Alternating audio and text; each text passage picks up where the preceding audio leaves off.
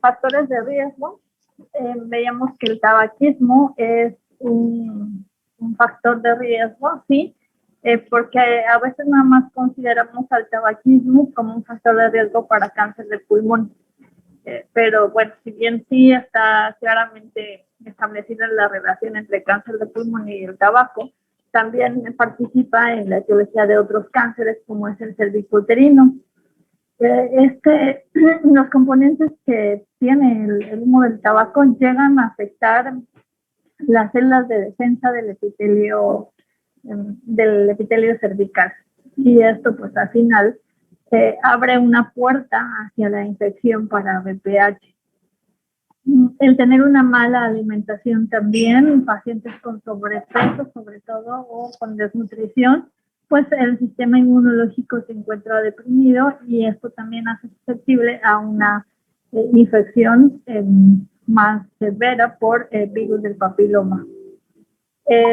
Una edad, bueno, la edad es relativo, la verdad es que no, ¿por qué consideran esta edad? Pues porque consideran que es la edad en la que los pacientes tienen vida sexual activa. Sin embargo, nosotros veíamos que las tasas de mayor incidencia y mortalidad están en los estados del sur y a veces en los estados del sur por usos y costumbres las mujeres pues se casan mucho más jóvenes y inician la vida sexual a una edad más temprana. Otras infecciones de transmisión sexual también, porque estas otras infecciones de transmisión sexual sirven como un coadyuvante a la infección por virus del papiloma. Ocasionan una lesión en la mucosa y esto permite más fácil que el virus pueda entrar por esas pequeñas lesiones que hay en la mucosa del cervix. El no haberse realizado nunca un Papá Nicolau pues se consideraría el principal factor de riesgo para el cáncer cervicuterino. ¿Por qué? Porque nunca se hicieron un estudio, no se sabe cómo está esa paciente y por lo tanto es la que tiene el mayor riesgo de desarrollar un cáncer. ¿Qué pasó, Jimena, que levantaste la mano? Tengo una duda, doctora. Ajá. Usted mencionó que a una edad temprana es un factor de riesgo. ¿Hasta qué edad se podría, por ejemplo, si nos pregunta una paciente hasta qué edad podríamos recomendarle iniciar con su vida sexual? Ok. Bueno, es que aquí pues yo creo que esa es una situación como un poco difícil de preguntar, de responder, porque es una cuestión muy, muy personal. Sin embargo, se ha visto que pacientes más jóvenes, pues sí, tienen mayor riesgo, pero no es tanto porque por la edad haya algún cambio fisiológico en el epitelio o haya falta una maduración o algo así, no, sino porque obviamente una paciente que inicia su vida sexual, no sé, a los 16, por ejemplo, pues tiene una ventana de tiempo más prolongada en la cual puede adquirir la infección que una paciente que no se inicia a los 26. Es por la ventana de tiempo que está expuesta, no porque haya un cambio en el epitelio o un cambio en las células que haya maduración o algo que determine esto. Yo sí sería, pues obviamente diría que una paciente debe iniciar su vida sexual al menos cuando haya cumplido la mayoría de edad.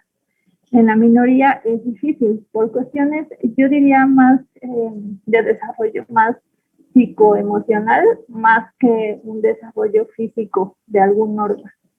Esa sería mi opinión. Ok, gracias, doctora.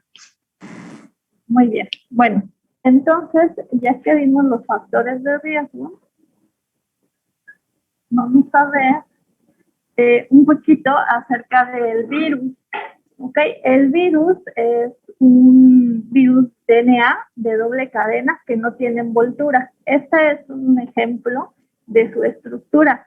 Está conformado por distintos genes. Unos genes que se identifican con la letra E, porque quiere decir early, y eso quiere decir que se expresan de forma temprana en el ciclo de este virus. ¿Okay? Son estos que van del E1 al E7. Y estos genes, bueno, principalmente el E6 y el 7 son los que favorecen la oncogénesis, son los que participan en el desarrollo del cáncer, principalmente, aunque todos. Estos de aquí son los que favorecen más la replicación del virus. Y tienen otros genes que se llaman L por late, que se expresan de forma tardía en el ciclo. ¿Y estos qué es lo que hacen? ¿Cuál es la función? Participan en la formación de la cápside del virus. O sea, mantienen la estructura del virus. De hecho, de aquí, de L1, se tomaron las partículas para hacer las vacunas de VPH, ¿no? Entonces, las vacunas de VPH no están hechas del virus, sino están hechas de partículas de la cápside. El virus del papiloma se considera que, si bien es necesario para que se desarrolle un cáncer cervicouterino, no es suficiente. Es decir, pacientes que tienen la infección no necesariamente van a desarrollar cáncer. O sea, no es decir, porque ya tienen VPH, ya la paciente va a desarrollar cáncer, sí o sí. Esto no sucede. ¿De qué va a depender? Pues de algunos factores como los que vimos hace ratito. Por ejemplo, si es una paciente que fuma, si es una paciente que tiene múltiples parejas, que tiene infecciones de transmisión sexual, y además tiene una mala alimentación. Bueno, todos esos factores van a contribuir al desarrollo, a que esta infección surja este proceso de oncogénesis y se desarrolle un cáncer. Hay muchos de los papilomavirus, hay muchas familias. El alfa, el gamma, hay muchas familias. Entonces, aquí las que vamos a considerar pues son estas, las alfa papilomavirus. Estos alfa papilomavirus están presentes en el tracto genital y van desde lesiones de verrugas comunes hasta lesiones neoplásicas, y se dividen en dos grandes grupos, en virus de bajo riesgo y de alto riesgo. Aquí están algunos ejemplos de ambos grupos. Que los más famosos que siempre estudiamos de bajo riesgo, pues siempre decimos 6 y 11 y son los que forman las verrugas, ¿no? Y luego decimos 16 y 18 son los que se relacionan con el cáncer cervicouterino, pero no son los únicos. Vean, todos estos tipos también se desarrollan con cáncer cervicouterino. Ahora, es importante que ustedes consideren esto, que estos virus es solamente un subgrupo de toda la amplia familia de virus del papiloma, porque existen virus del papiloma que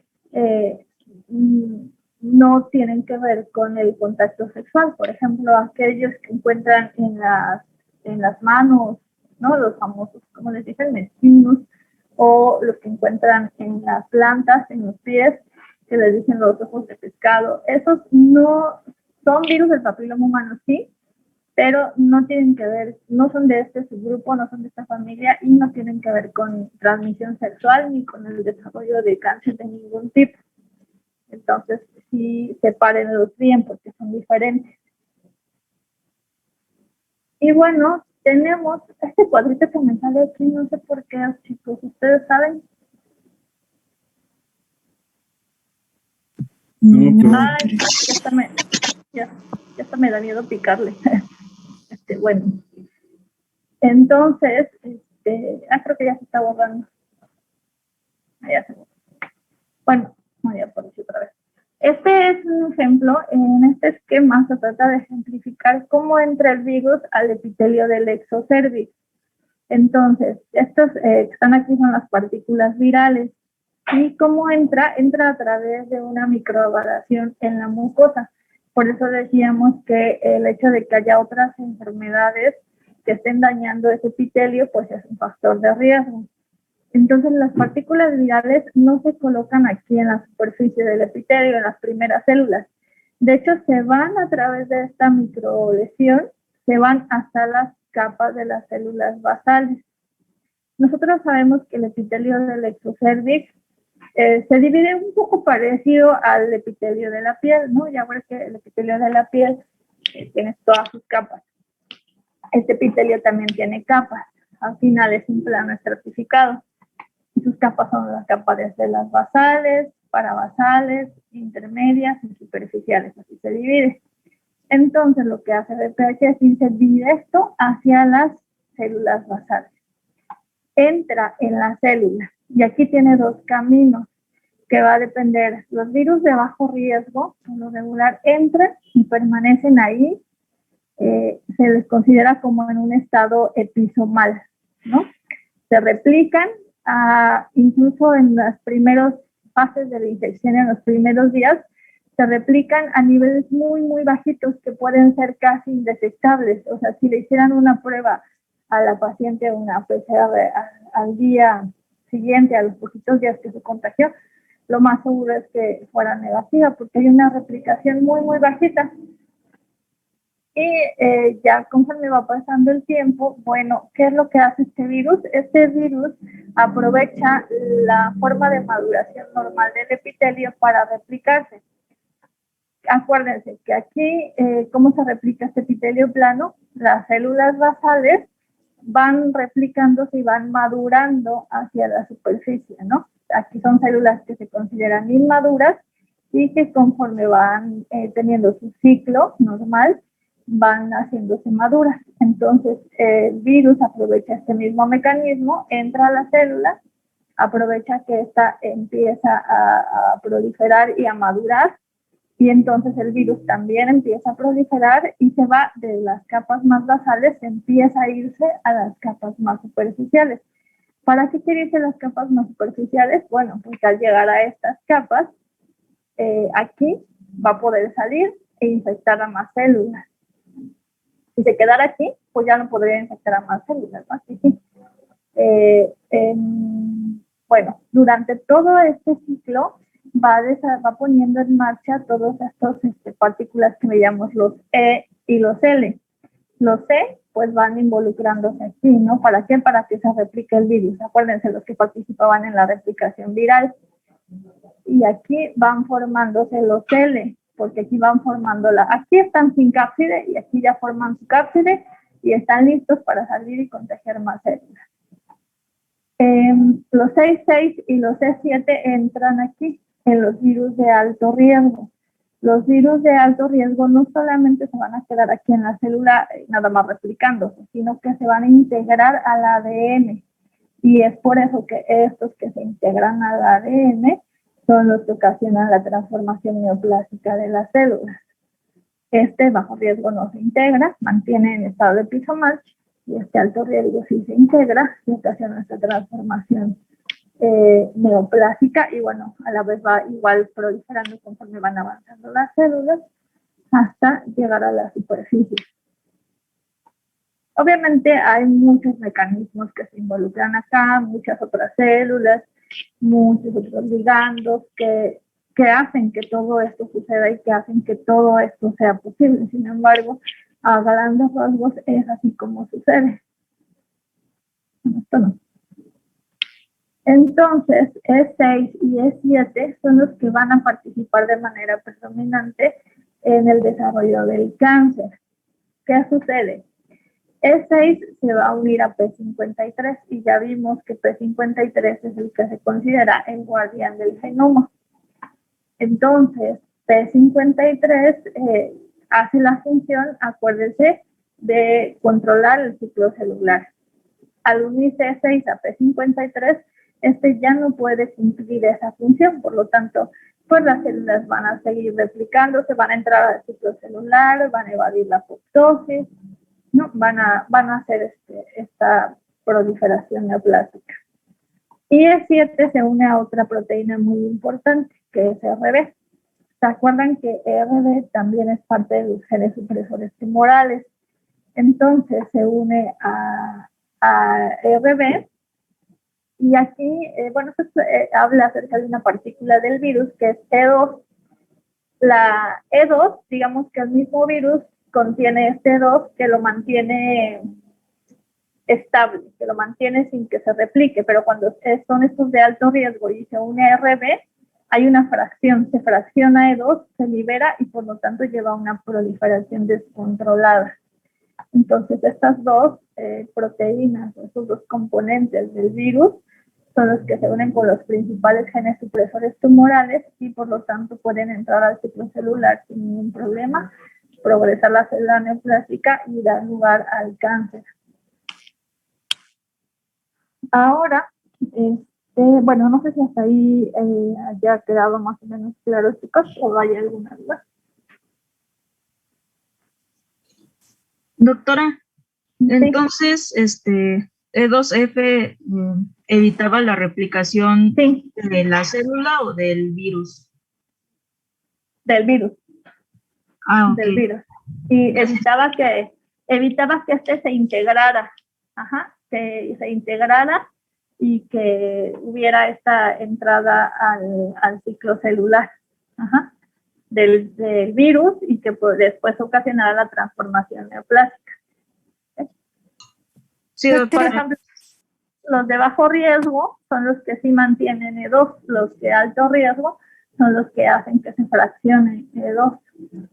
Es que E2, hagan de cuenta que E2 lo mantiene en estado episomal, en ese circulito, por decir, episomal viene de esta etiología, como decir, de ese circulito, y no se podía integrar, pero cuando E2 se pierde, digamos que se desdobla y puede entrar a la célula y integrarse al ADN, y ya de ahí ocasionar la transformación neoplástica. Alejandra, creo que ibas a comentar algo. Sí, doctora, era algo parecido a eso, porque entonces los virus de alto riesgo son los que se integran al DNA porque su DNA se hace como lineal para integrarse al DNA celular. Así es, sí. Ah, ok. Exacto. Ajá. Ok, muchas gracias, doctora. No, de qué. Bueno, vamos a ver algo de la historia natural de la enfermedad, porque es súper importante. Yo creo que aquí es donde cometen muchas equivocaciones la mayoría de los médicos. Entonces, aquí tenemos estos esquemas, están ejemplificando un epitelio plano estratificado del cervix, ¿no? Esta es su membrana basal y este es el epitelio. Aquí obviamente pues el cervix está normal. Se supone que aquí ocurre, en este inter, pues ocurre la infección por VPH. La paciente tiene relaciones sexuales con alguien que tiene la infección y la adquiere. Entonces, una vez que la paciente adquiere la infección por VPH, no va, automáticamente no va a ocasionar una lesión, va a pasar un tiempo. Incluso puede pasar un tiempo de hasta 3 años en el que el virus permanezca en estado latente, incluso en grados de replicación muy, muy bajitas que le digo que incluso pudieran ser hasta imperceptibles. Ahora, si nosotros tenemos una paciente sana, con un buen estado inmunológico, sin factores de riesgo, ¿qué es lo que sucede? Que puede haber un aclaramiento. ¿Qué quiere decir un aclaramiento? Que la paciente o el sistema inmune de la paciente va a eliminar esta infección.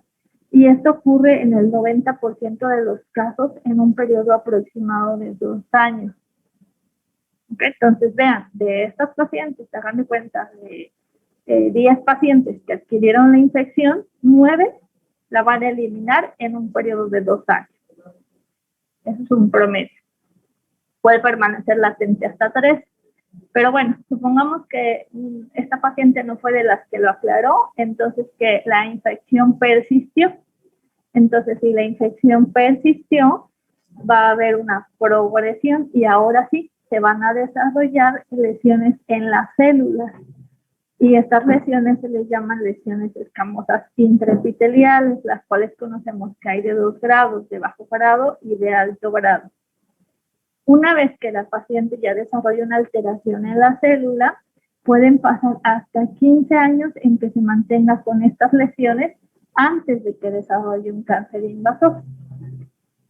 Incluso en esta etapa, las lesiones pueden haber una regresión espontánea por el sistema inmune de la paciente y la lesión de bajo grado pueden regresar en el 60% de los casos. O sea, igual de 10 pacientes que se diagnosticó con lesión de bajo grado, 6 van a eliminar esa lesión por sí mismas. Y de las lesiones de alto grado, el 30%. Es decir, solamente el 40 de las de bajo grado van a evolucionar y el 70 de las de alto grado van a evolucionar. Y ya que evolucionan, pues ahora sí, ya un cáncer invascular, que ya conocemos como carcinoma cervicuterino. ¿Cuánto tiempo pudo haber pasado desde que la paciente contrajo la infección hasta el desarrollo de cáncer? Pueden haber pasado unos 20 años en promedio. ¿Qué pudimos haber hecho en todo este periodo? Porque estamos hablando de la historia natural. Pues aquí no hubo tratamientos, no intervenimos en nada, solito el sistema inmunológico eliminó la infección o solito progresó. Aquí, por eso es historia natural de la enfermedad. ¿Qué es lo que podemos hacer en estos periodos de la historia natural de la enfermedad? Bueno, obviamente cuando la paciente no ha adquirido la infección, pues vacunarla, ¿no? Eso sería lo primordial. Pero bueno, si ya la paciente adquirió la infección, ¿qué nos queda por hacer antes de que la paciente desarrolle un cáncer?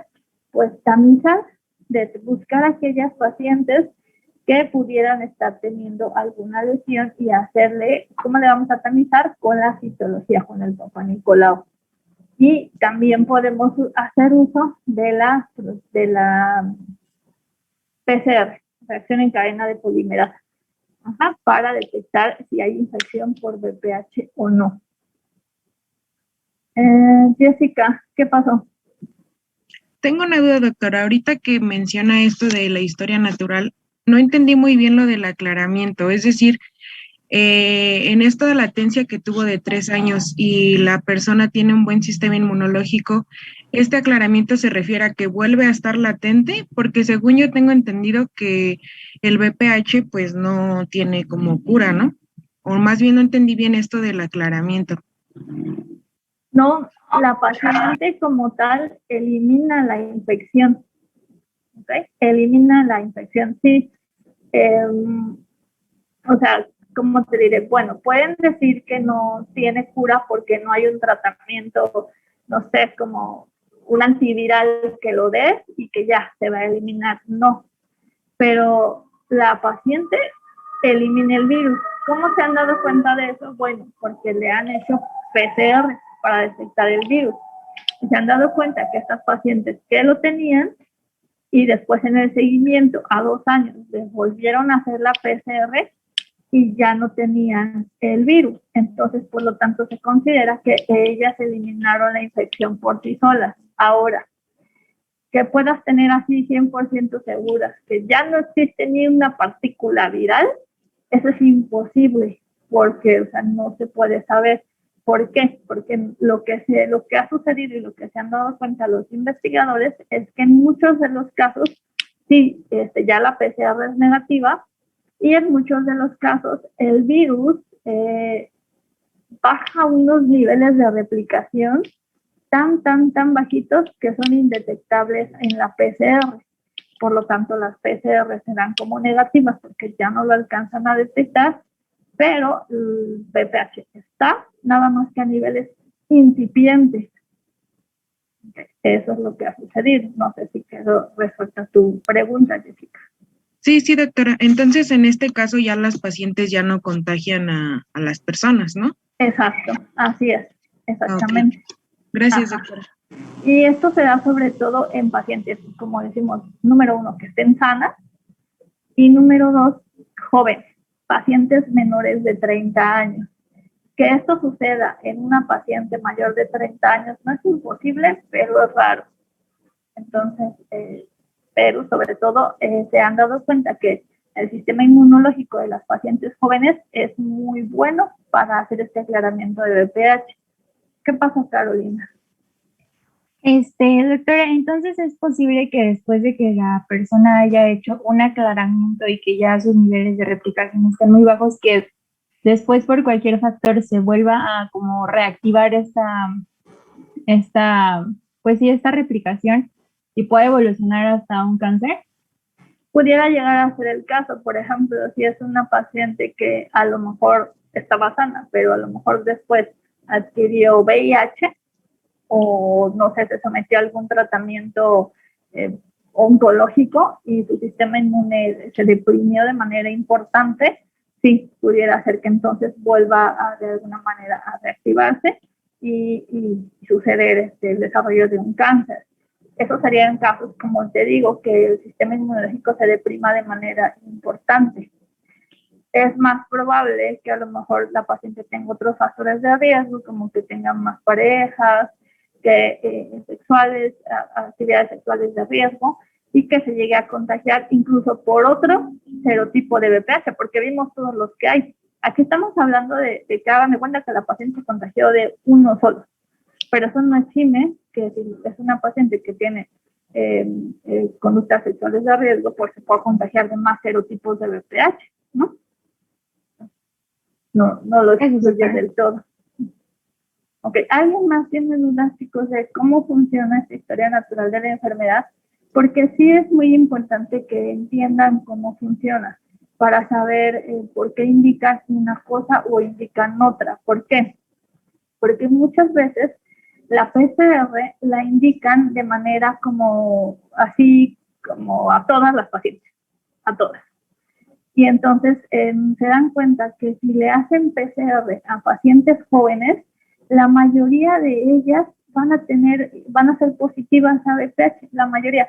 Se dice que la infección por VPH es de las infecciones más ampliamente distribuidas a nivel mundial y que se considera que al menos el 80% de la población adquiere o va a adquirir una infección de VPH a lo largo de su vida.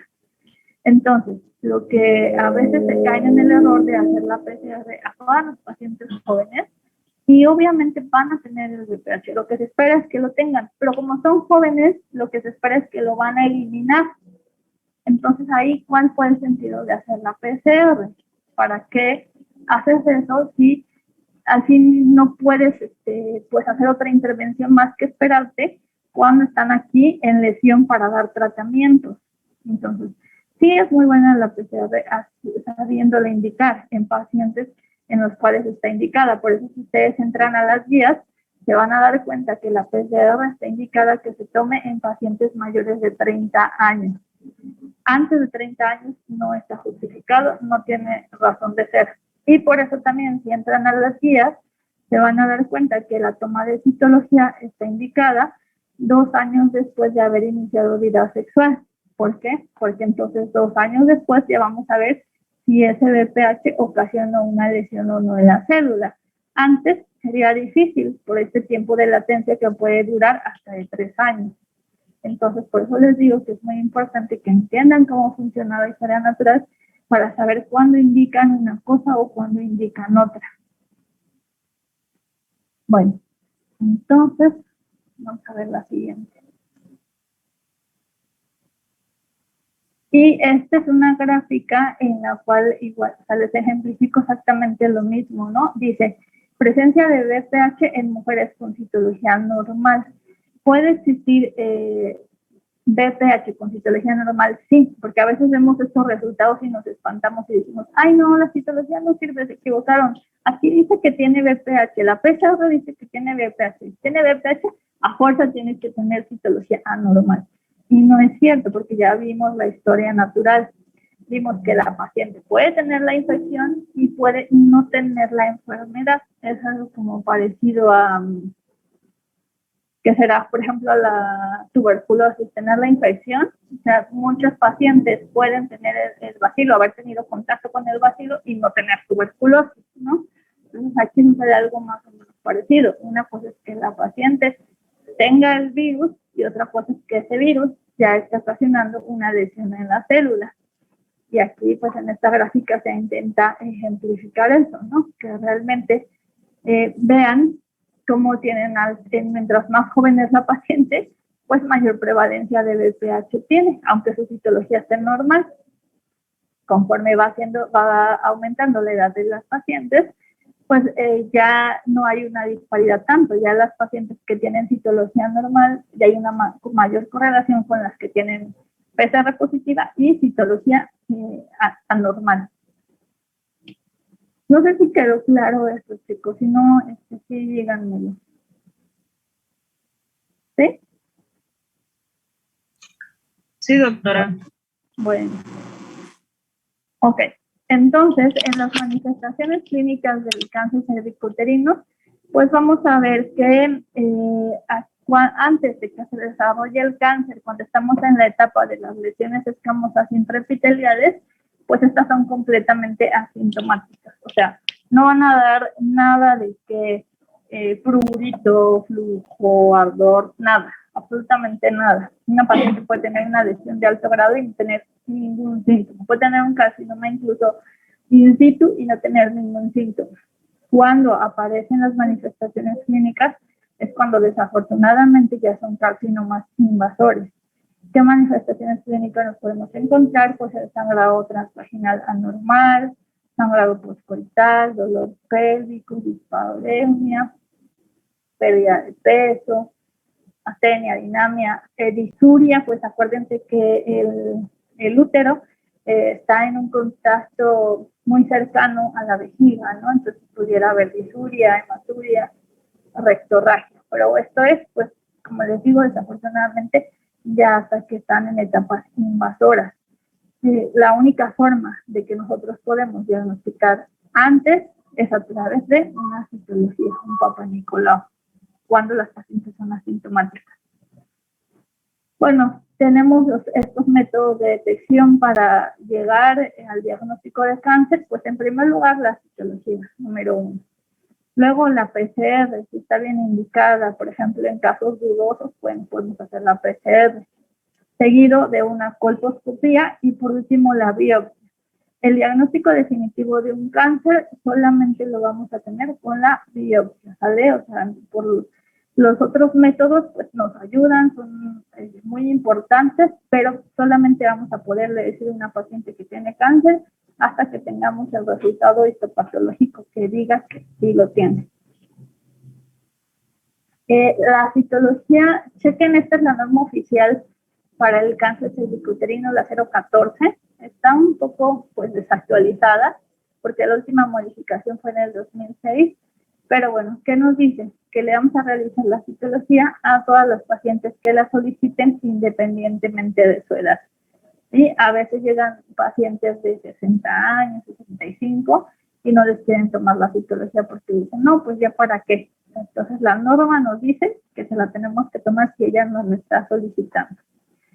Y en mujeres con 2 citologías anuales consecutivas con resultado negativo, se va a realizar la detección cada 3 años. Es decir, si la paciente, no sé, tuvo 2020 una citología negativa y 2021 una citología negativa, ya le puedo hacer la siguiente citología hasta el 2022, 23, hasta el 2024. Eso es lo que dice la norma. Sin embargo, la verdad, esto dice la norma, pero si me lo preguntan así como a mí, desde mi punto de vista personal, como la citología es un método que puede llegar a tener sus errores dependientes de observador y de varias otras situaciones, pues yo preferiría hacérsela a las pacientes cada año, como se manejaba con anterioridad, sin ningún, así nos evitamos que si hubo un error o alguna falla en el diagnóstico, pues lo podamos detectar inmediatamente al otro año y no nos esperemos 3 años, ¿no? Es una opinión personal. La citología pues se va a tomar de, pues como ustedes saben, de la unión donde está el epitelio plano del exocervix con el epitelio cilíndrico del endocervix. Es aquí. En la unión de estos 2 epitelios está la que se llama zona de transformación o zona de metaplasia. Esta zona es muy importante porque aquí empieza a originarse los cambios celulares displásicos. ¿Okay? Entonces, es importante que cuando se haga la toma de la muestra, justo se intente llegar y obtener células de estas 3 zonas, del exocervix, del endocervix y de la zona de transformación. Porque la verdad es que luego, pues, no sé qué pasa cuando toman las citologías, que toman de por aquí y pues la zona de transformación está acá, ¿no? Entonces toman de por aquí, ¿no? Pues sí, todo normal, negativo, ¿no? Pues sí, y a lo mejor está habiendo una lesión aquí, pero no la muestrearon. Entonces, por eso les digo que todos estos errores a veces ocurren y por eso es mejor estar muestreando seguido a los pacientes cada año. Bueno, se extiende la citología en un solo sentido, no se hacen así, remolinitos, triangulitos ni nada, o sea, se extiende en un solo sentido. Y estas imágenes que vemos aquí es cómo identificamos a las células en la citología. Estas células de la izquierda son células normales. Vemos como tienen escamosas normales. Vemos que tienen un citoplasma muy amplio y un núcleo pequeño. En estas de la derecha hay una lesión de bajo grado. Esta célula que se observa aquí se le llama coilocito y esta célula indica que hay infección por VPH.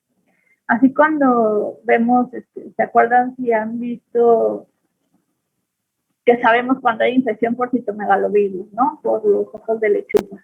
O cuando vemos que hay infección por herpes, también tiene una célula característica. Igual el VPH tiene una célula característica, que es esta, el coilocito. Acuérdense, este no es el virus, es la infección, las manifestaciones de la infección en la célula.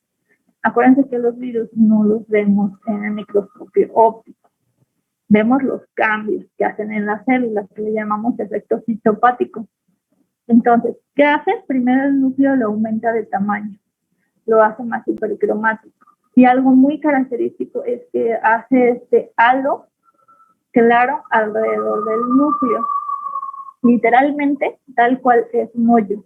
¿Por qué? Porque VPH tiene una de sus oncoproteínas que rompe estos filamentos de queratina del citoplasma. ¿Para qué los rompe? Para que por acá puedan salir los viriones y contagiar más. Entonces, justamente tal cual es un orificio. Entonces, esto es lo como se observa en la célula. Vean, aquí hay uno, aquí se ve un poco doblada la célula, pero este es otro, y aquí se observa otro. Se le llama coilocito, una lesión de bajo grado. Y la imagen de abajo es una lesión. Bueno, este ya es un carcinoma. Así es como se ve un carcinoma escamoso invasor en una citología. Vean, pues de estas células tan bonitas, tan parejitas, ya no hay nada que ver aquí. Vemos un fondo con mucha inflamación, vemos polimorfonucleares, vemos necrosis, vemos células pues de manera muy irregular. Vean esta. Esto es una célula, vean el núcleo, cómo está. Esto se le llaman fibroideas, con núcleos tan alargados, hipercromáticos, irregulares. Bueno, este es un carcinoma. Okay. En la colposcopía, chicos, en la colposcopía, bueno, se hacen 3 pasos principales. 1 es hacer una inspección con ácido acético. 2, evaluar vasos sanguíneos. Y 3, hacer la prueba de Chile. Primero tenemos que ver el cervix, cómo está. Acuérdense que el cervix decimos que es un cervix color rosa pálido, de una superficie lisa, brillante.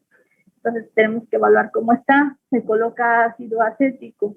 Y si al colocar ácido acético se observa alguna lesión blanquecina, a eso se le llamaría lesión acetopositiva o acetoblanca. Ya nos estaría hablando que hay una lesión. Se coloca un filtro para evaluar los vasos sanguíneos. Acuérdense que en los epitelios, en el mero epitelio superficial, no hay vasos sanguíneos, esos están hasta la submucosa. Entonces, cuando nosotros empezamos a ver vasos sanguíneos, pues ya es un signo de alerta. Entonces vemos a veces que hacen los vasos sanguíneos estas formas que les llaman como un tipo mosaico, como si formaran mosaicos. Y por último se coloca yodo. Todo el cervix debería de agarrar esta tonalidad como café negra del color del yodo y eso estaría bien, pero donde hay lesiones no agarra este color, o sea, se queda la zona más clara, más pálida y entonces nos estaría hablando que hay una lesión. Ahora, no hay que confundir porque en pacientes jóvenes el epitelio cilíndrico suele salir, protruir del canal endocervical hacia el exocervix. A eso se le llaman ectropiones. Y este es el caso que aquí esto que no tiñó es epitelio cilíndrico, que salió del endo al exocervix. y esto es normal, pero a veces le podemos ver así y decir, no, tiene una lesión enorme, no es una lesión, esto es estropión. Pero bueno, eso solamente lo vamos a ir conociendo pues a través de la experiencia, de viendo muchas colposcopías y viendo cuándo es una estropión, cuándo es una úlcera, cuándo si es una lesión que sugiera un cáncer, y solamente va a ser a través de la experiencia, de estar viendo mucho. Igual si ustedes a lo mejor pues, tienen la oportunidad, entren a Google, busquen imágenes de colposcopía con lesión, de colposcopía con estropión. Bueno, con cáncer pues sería como muy evidente, ¿no? Cualquiera yo creo que puede diferenciar un cáncer, pero busquen úlcera, busquen estropión, busquen lesión de bajo y alto grado, para que aprendan a ver, al menos si no están pudiendo como tener la práctica en vivo, pues sí puedan hacerlo a través de imágenes. Y como les decía, el estudio histopatológico es el que nos confirma el diagnóstico. Lo podemos hacer mediante dos métodos, una biopsia y un cono. ¿Qué es el cono? El cono aquí está un ejemplo, un dibujito, se toma la muestra literal en forma de cono que abarca exocervix y endocervix. ¿Okay? Y esto pues es un método tanto diagnóstico como terapéutico. Diagnóstico, ¿por qué? Porque este tejido que obtenemos de aquí lo mandamos a estudio histopatológico. Y terapéutico porque, bueno, si la lesión estaba aquí, al quitar todo este fragmento, pues estamos quitando la lesión, estaríamos prácticamente curando a la paciente. Y así tenemos que aquí abajo es como se observa con los diferentes tipos de lesiones. Este es un cervix normal. Veamos cómo tiene la capa de células basales y cómo van madurando hacia la superficie. En la lesión de bajo grado, que antes era conocida como NIC1, estas células neoplásicas, vean cómo afecta el primer tercio del epitelio. Aquí se divide en 3 tercios. NIC1, NIC2 y NIC3. Si afecta a los 2 tercios, es NIC2. Si afecta a los 3 tercios del epitelio, es NIC3. Al NIC3 también se le considera ya un carcinoma in situ, porque las células neoplásicas están abarcando todo el espesor del epitelio. No han rebasado la membrana basal, por eso se considera un in situ. Esto era una forma de clasificarlos en la histología, pero ahorita ya se les considera lesión de bajo grado, lesión de alto grado. ¿Vale? Nada más como referencia, que así era NIC1, primer tercio, NIC2, 2 tercios, y NIC3, todo el espesor del epitelio. Y tenemos principalmente 2 tipos histológicos de cáncer cervicouterino. El carcinoma escamoso o carcinoma epidermoide, que es el que surge del exocervix, que es el que forma estos nidos de células escamosas con perlas córneas, que son las que vemos aquí. Y tenemos el adenocarcinoma, porque acuérdense que hay endocervix, y el endocervix tiene glándulas, estructuras, bueno, parecidas a las glándulas, y de esas glándulas surge el adenocarcinoma. Aquí en esta fotografía se ve claramente como en una sola glándula hay células normales, vean con sus núcleos en la base y mucho citoplasma. Si vean como en esto de la derecha, ya son las células neoplásicas, casi ya no tienen citoplasma y los núcleos están en todos los niveles, ya no solamente están en la base. A esto se le llama pérdida de la polaridad. Vean, se ve claramente, aquí mantienen su polaridad, aquí hay pérdida de la polaridad. Ok, bueno, para clasificar, acuérdense que según lo que nos estuvieron mencionando sus compañeras ayer, los cánceres ginecológicos se utiliza FIGO, clasificación de la FIGO, no tanto TNM, que eso prácticamente es lo mismo, pero bueno, se utiliza FIGO, y en FIGO vemos, aquí se las resumí, nada más en las 4, bueno, esta imagen se las resume, no se las resumí yo. Esta imagen se la resume en 4 etapas, que es la etapa 1, cuando el cáncer solamente está afectando el cervix. En la etapa 2, cuando el cáncer sale de cervix, no llega a la pared pélvica ni al tercio inferior de vagina, aquí se observa. En el 3, cuando ya afecta el tercio inferior de vagina o la pared pélvica. y el 4 pues ya cuando invade vejiga o recto o hace metástasis. Aquí igual les viene la sobrevida, que obviamente si pues, tenemos un tumor confinado a cuello uterino, pues tendrá una mejor sobrevida. Esta es la clasificación más extendida, la verdad digo, para que la conozcan, pero no intento yo que se aprendan toda esta clasificación. Lo que sí me gustaría es que se sepan al menos las 4 etapas anteriores. Esta pues ya sería realmente para oncólogos, en donde vean cómo se va dividiendo cada una de ellas, ¿no? 1A, 1A1, 1A2, 1B, 1B1, 1B2, y aquí van midiendo, y ya no solamente es cuánto sale, cuánto se extiende, sino cuánto mide exactamente, incluso en milímetros, pero bueno, les digo que no es necesario que se aprendan eso, solo para que la conozcan. El tratamiento, pues depende de la edad de la paciente, si la paciente quiere embarazarse o no, si queremos también, pues, no ocasionar una menopausia prematura en la paciente y si tiene algunas enfermedades concomitantes.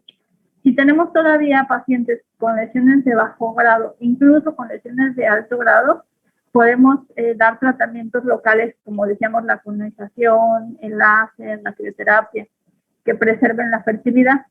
Si ya tenemos estadios más avanzados del 1A1 al 1B1, pues ya es histerectomía.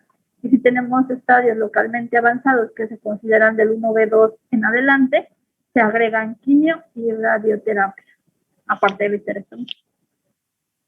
Puede recurrir el cáncer, sí. Se considera que una enfermedad localmente avanzada, que es la que vimos hace ratito, con un estadio 1B2 en adelante, puede llegar a recurrir hasta en el 33%, hasta un tercio de las pacientes en un promedio de 36 meses. ¿De qué va a depender? Si la paciente tuvo ganglios positivos, si los márgenes quirúrgicos fueron positivos, si hubo afección del parametrio. De todo eso va a depender si hay o no recurrencia. Estos algoritmos vienen en la guía de práctica clínica, en la, ¿cómo se llama? En la norma oficial mexicana. Si gustan más fácil, los pueden consultar ahí para que vean cuándo se indica una u otra cosa. Entonces, consúltenlos ahí para no estar con esto. Y bueno, la vacunación, como habíamos mencionado hace ratito, se hace de partículas tipo virales de L1. Tenemos 3 vacunas en la actualidad. Bueno, en México solamente están estas 2, pero ya en Europa y Estados Unidos está esta, que es la 9, la Gardasil 9, según una valente. Y esta nos protege contra 9 serotipos de VPH. Vean, está indicada, bueno, aquí en nuestro país están indicadas en niñas de 9 a 12 años. Pero se ha visto y se han hecho estudios que si se colocan en pacientes de hasta 26 años se logra muy buena inmunogenicidad.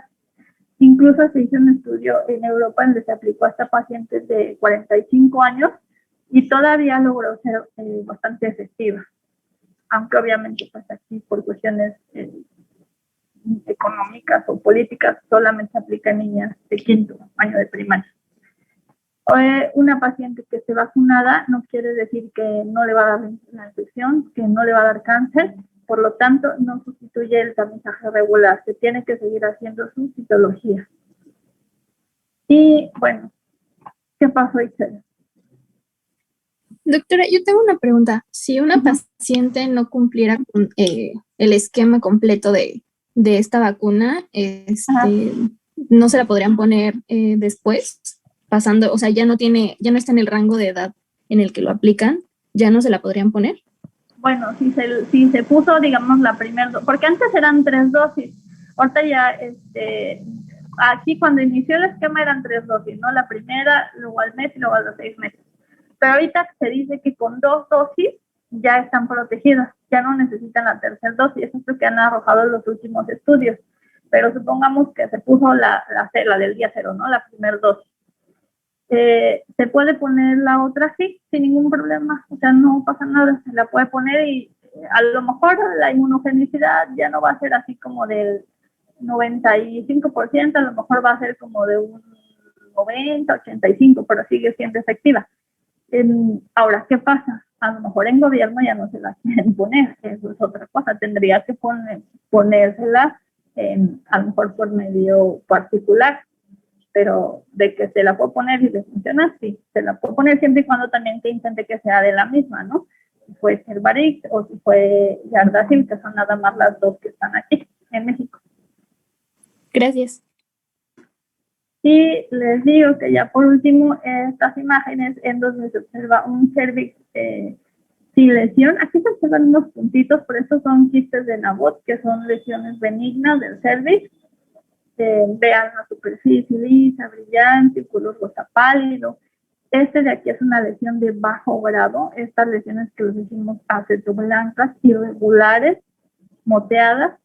Este de aquí es una lesión de alto grado, se ve hiperémica, ya todavía, aquí se alcanzan a distinguir un poco los bordes, vean, aquí ya no, y esto evidentemente pues es un cáncer con áreas de hemorragia, áreas de necrosis y con una destrucción del tejido cervical. Y bueno, esta ya es una pieza de histerectomía. Este es el cuerpo uterino. Vean, este es el ovario, por aquí andan las alpinces, aquí también está la alpince, vean.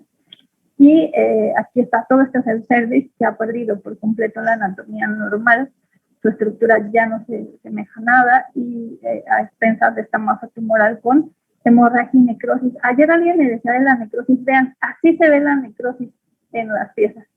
No se ve negro, se ve de este color café y como que les digo, si tocaran el tejido como que se fuera a deshacer y que obviamente destruye una anatomía normal del órgano en el cual está. Esto es necrosis. Muy bien, chicos. Entonces, preguntas. Creo que ya esta es la última. Hay quienes levantaron. Alan. ¿Qué pasó, Alan? Sí, tengo una duda referente a la vacunación. Por ejemplo, en el caso de que alguna de las dos personas, digamos, el paciente masculino sí está vacunado, pero el femenino no, ¿cuál sería el riesgo de que la paciente femenina adquiera propiamente el virus? Bueno, pudiera llegar a adquirirlo, pero acuérdense que como ya está vacunada, su cuerpo ya va a haber desarrollado anticuerpos y ya va a poder combatir esa infección y que esa infección no se evolucione a una lesión. Obviamente, si el hombre no está vacunado, pues va a contagiar la enfermedad, eso es evidente. Por eso, en otros países se está instalando la vacunación en niños, porque pues si no, pues exactamente como tú dices, los esfuerzos pues no son lo suficientes porque al final él sigue contagiando. Entonces, por eso, pero eso es lo que sucede, que ya desarrolló los anticuerpos, que probablemente sí adquiera la infección, pero su cuerpo va a estar preparado para eliminarla. Gracias, doctora. Muy bien, chicos. ¿Alguien más que tenga otra pregunta? ¿No? Itzel, yo tengo nada más una pregunta rápida, doctora, porque, bueno, se me estaba trabando y no sé si lo mencionó. Si la colposcopía entra en estudios como de rutina, igual que la citología, o eso ya es más si la citología presenta datos que son de alarma. No sé si me lo explico. Sí. Mira, en teoría, y de acuerdo a las guías, incluso guías internacionales, no se debe hacer una colposcopía hasta que no haya un resultado de una citología anormal, que haya una lesión en la citología. Solamente entonces está indicado hacer una colposcopía. Ahora, en la práctica no se hace esto. En la práctica se indican los dos de manera rutinaria. Se dice que porque el estudio es muy barato en México, por eso se hace eso, pero no es porque, y ya se hizo como parte de usos y costumbres, ¿no? Ya todo el mundo lo hace y indican la citología junto con la colposcopía, mandan las dos, pero esto no es lo indicado. Sin embargo, bueno, pues como te digo, porque el estudio es barato, es accesible, la paciente acude muchas veces a laboratorios particulares y pues en el momento que le toman la citología también aprovechan y le hacen la colpo, pues bueno, si la paciente lo puede pagar, pues adelante. Pero en otros países en donde la colposcopía es un estudio realmente caro, no se indica. Gracias, doctora. Muy bien. Bien, chicos. Bueno, entonces, si ya no tienen más preguntas, nos vemos mañana. Voy a tratar de arreglar todos estos problemas técnicos para que ya no terminemos tan tarde. Y entonces, nos vemos mañana. ¿Sale? Gracias, doctora. Luego, doctora. Doctora. Gracias, doctora. Muchas gracias, doctora. Hasta luego.